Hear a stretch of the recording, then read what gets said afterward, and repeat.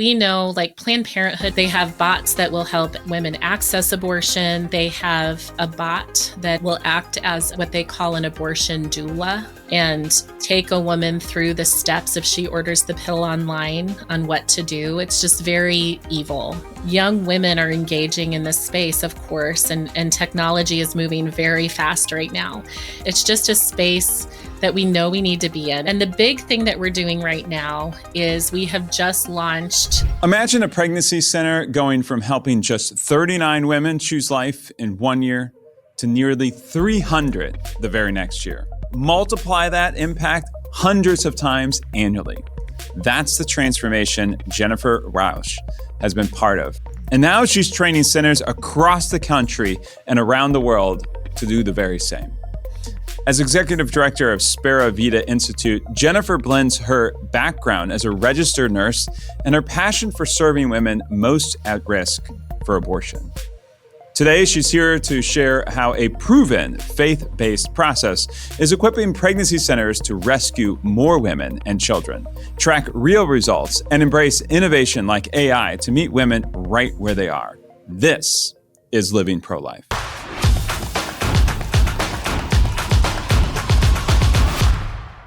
Well, and welcome. I'm glad that we have Jennifer Roush here of SperaVita. You're a nurse there on staff and also their executive director. Welcome to the show.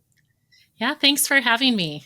Well, I'm always excited to talk about so many people in the pro-life movement. And one of the first things I wanted to really talk to you about is the ministry that you were the very first executive director for. And we were just talking offline about how that that thing got started. And for the listeners, I'd like you to really kind of talk about that first. Yeah, absolutely. So our organization was originally launched by a pregnancy center. And even though I am the first executive director, the story predates me quite a bit. Because in 2006, they really found themselves in a place where they became desperate. You know, they've been a center. They opened in the mid 80s. You know, they were known as AAA Crisis Pregnancy Center because it was the first listing in the phone book. Of course. So they've been around for a while. But in 2006, they saw their numbers going down. They're in a city, the greater city limits are about 1 million people. And they saw that year, I think, 39 women choose life. And they would tell you that most of those women probably would have anyway. They were really struggling in how to reach those women who were strongly considering abortion or who were planning on aborting. And then if they did get a woman in that situation through their doors, they were really struggling with how to serve her well and how to serve her effectively. They're a faith-based organization. Part of the story is that the executive director had them go through a period of time of praying, fasting, and then doing research. They began to research, what was going on nationwide. Were their centers having success? And, they knew their mission was to rescue women and children from abortion. So they began to look at everything they were doing and remove some of their services where they were spread too thin.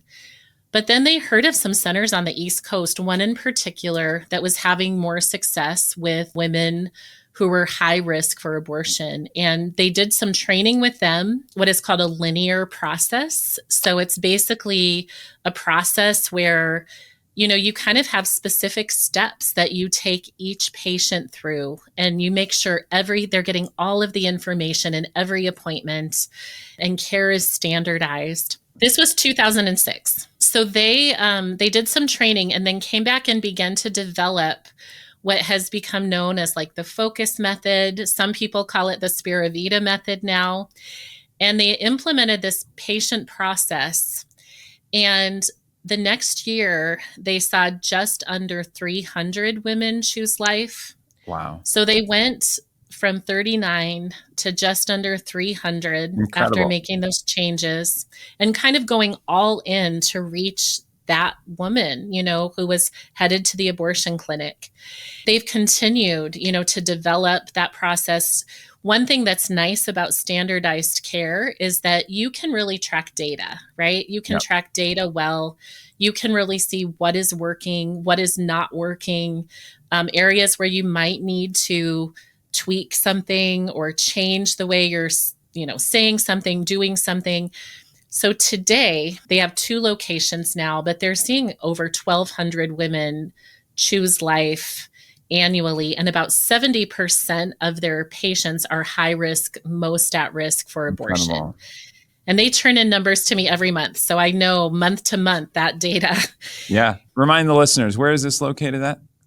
This is in Omaha, Nebraska. So Okay. right in the center of the country, right in the heartland. They began to train other centers, I should say this first, in 2014 because centers saw what was happening and they said, hey, we want to learn what you're doing.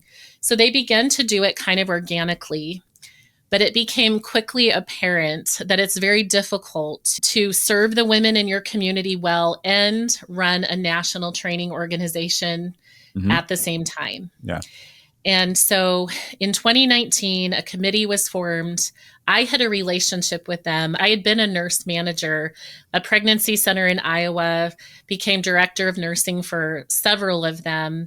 And so they contacted me and I came over and I just knew that it was a fit. I was excited about it. And SperaVita was launched as a completely separate organization. And so Incredible. we now oversee all the training, the coaching, the support, the data tracking for centers learning this process. So you said earlier there was more than 100 different pregnancy centers that have been trained. So tell me what that process looks like if a pregnancy center is looking to get involved with you guys. Yeah, absolutely. So they can reach out to us, through our website, SperaVita.com. And basically our training typically is a 3-day intensive on 3 tracks. So we train executives, we train medical staff, as well as patient resources. And that would include schedulers, advocates, follow-up coordinators. That looks a little bit different at each center. And so we do a 3-day intensive on each one of those tracks. It includes, when it's here in Omaha, it includes also having the ability to shadow actual appointments as they're happening, which is really helpful. And then we also do center individualization for each center that comes to us, kind of looking at their unique challenges, their structure, what this would look like for them. They're now, especially post-Dobbs, their state laws, right? Because it's a little bit different state to state, or sometimes a lot different. And then we provide multiple coaching sessions every month via Zoom, because we're in 37 states and 3 other countries right now, where we train in all of those areas and we provide support for them. They also have access to our online platform with all of the training resources and material going forward. Well, so not everybody who's listening to the podcast today is actually maybe running a pregnancy center or anything like that. But if they want to see what's going on and maybe even make a donation or support the work, how could they do that? I think they can definitely reach out to us still through our website. If they want to make a donation, you can go to SperaVita.com or SaveMoreBabies.com, and it will take you to the same place. It's easier to remember than SperaVita. Yeah. SperaVita means hope for life, and that's where our name comes from. It means hope for life in Latin. But sometimes when you're saying it on a broadcast, they're like, now Spera, what? How do you spell that? I like SaveMoreBabies.com. Yep. I don't know why it is, but it's the least eloquent slogan. But all of a sudden, J.D. Vance and Trump, they're all like, we need more babies. We want more babies. I'm like, yep. Okay. All right, guys. We might ask the question about, forming good, strong families and good marriages and these types of things instead of just we need more babies. Yep. But no, my wife and I, we have 8 kids, and so we have a lot of fun with the kids. Tell me about yourself. So how did you get involved with pro-life movement? There's a lot of places that you could work, you could do things, and I think there might be people listening today thinking, well, maybe I'm called to work in the pro-life movement. What would that mean for them? I personally, like for me, I've always been pro-life. But as I have grown in my faith, I think, and learned more, I just progressively became more pro life into my young adulthood.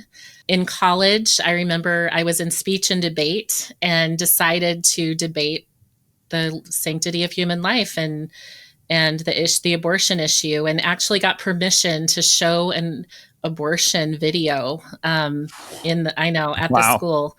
I know it's intense. Wow. And I think it was the progressive calling. I remember driving down one of the main roads here in Omaha as a college student, and the life chain was happening. Mm. And it was just, I mean, hundreds and hundreds of people. And I remember driving down the road and just seeing so many people on their knees and in active prayer. And I just began to weep. And so I think progressively God called me until I was ready for the right doors to open. But I think one thing that is really important for people to know, that if this is a stirring in your heart, and if this is something that you feel called to, the pro-life movement is large, and there is room for every gift, for every gifting, for every talent.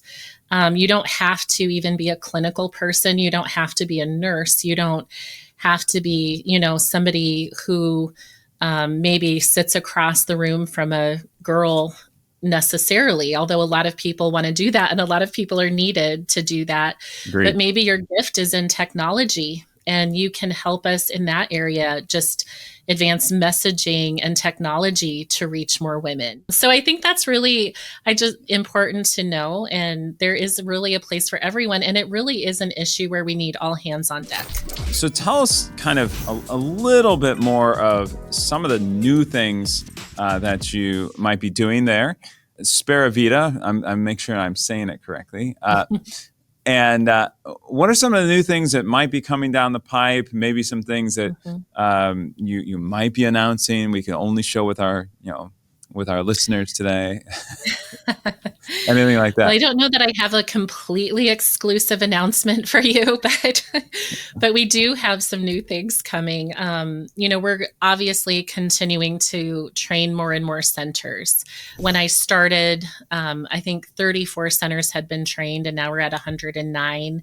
We're in 3 other countries where we recently had everything translated into Spanish. I have a Spanish speaking training coordinator who's been very integral to that. And so we're beginning to get more centers in Latin America reaching out to us. We've also been involved in the last couple of years in coming alongside an organization that developed an electronic medical record that follows our process. That's been a journey. But it's been wonderful to provide that tool for centers. And the big thing that we're doing right now is we have just launched, and I know there are others in this space as well, but an AI chatbot that pregnancy centers can use on their website, on their landing pages, because I just presented at the Illinois State Pregnancy Center Conference. And one of the things that I found in my research prior is that, for millennials, when they're scrolling online, you have about 12 seconds. They have about a 12-second attention span. Is that longer or shorter than a goldfish? I think it might be a little longer than a goldfish. I'd have to look it up. Gen Z's, it's 8 to 12 seconds. Wow. And then Gen Alpha, which we're just starting to see now, they're up and coming as patients and young, teenagers that we're needing to engage. It's 2 to 8 seconds. Incredible. And so we know, like Planned Parenthood, they have bots that will help women access abortion. They have a bot that is, and maybe you've seen it, will act as what they call an abortion doula. Oh, wow. And take a woman through the steps if she orders the pill online on what to do. It's just very evil. Young women are engaging in this space, of course, and technology is moving very fast right now.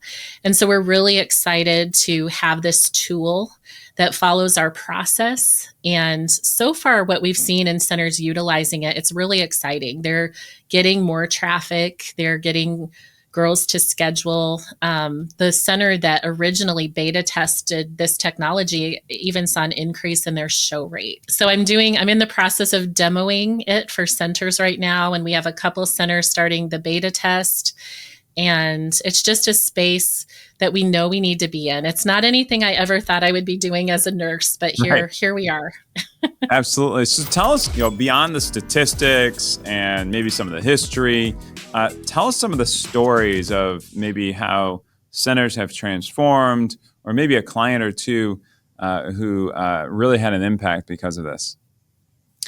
Yeah, so I can tell you, we trained this year in March. We trained a center in Alaska. So they came all the way from Alaska to Omaha and spent, a number of days with us. And in our follow up with them, when they began to implement the process, they were pretty excited. They said, we're committed to this. We see that it's working. And in 1 week, they had 8 women come to them that were very abortion minded. 2 of them actually already had abortion appointments scheduled. Wow. And so they took them through the process, and 6 of those women ended up choosing to carry. Of course, we always want 100%, right? Like we're always trying to go for more. But 6 of those women chose to carry their baby to term. Wow. 2 made adoption plans. And so that's the stuff that we love to hear. We love to hear those success stories. We also, we have a center in Arkansas that has doubled the number of high-risk women coming in and life choices. We have a center in Pennsylvania. I don't think they were seeing any women for whom abortion was a real option. And so in their report back to us, the number had gone up like 150%, which means that they really weren't. And now they are. They're beginning to kind of position themselves more on the front lines. And personally, those women choosing life, I remember the first woman that I served that had an abortion appointment scheduled. And after 2 appointments, chose life. And I got to see her and her baby, after the baby was born. And it was very impactful. I remember her hugging me and saying, thank you. Thank you. And she literally said, like, my baby wouldn't be here if it wasn't for you guys. And when you have an experience like that, we do talk a lot in numbers, but each number is a story like that. I felt like my life purpose had been served in that moment. There's just nothing better. 100 and some odd centers, which are fantastic. And it sounds like you're doing an incredible work with them. And there's 2,500 plus pregnancy centers around the country. So how can we spread this a little bit further? Is it, more crazy advertising, more podcasts, more whatever?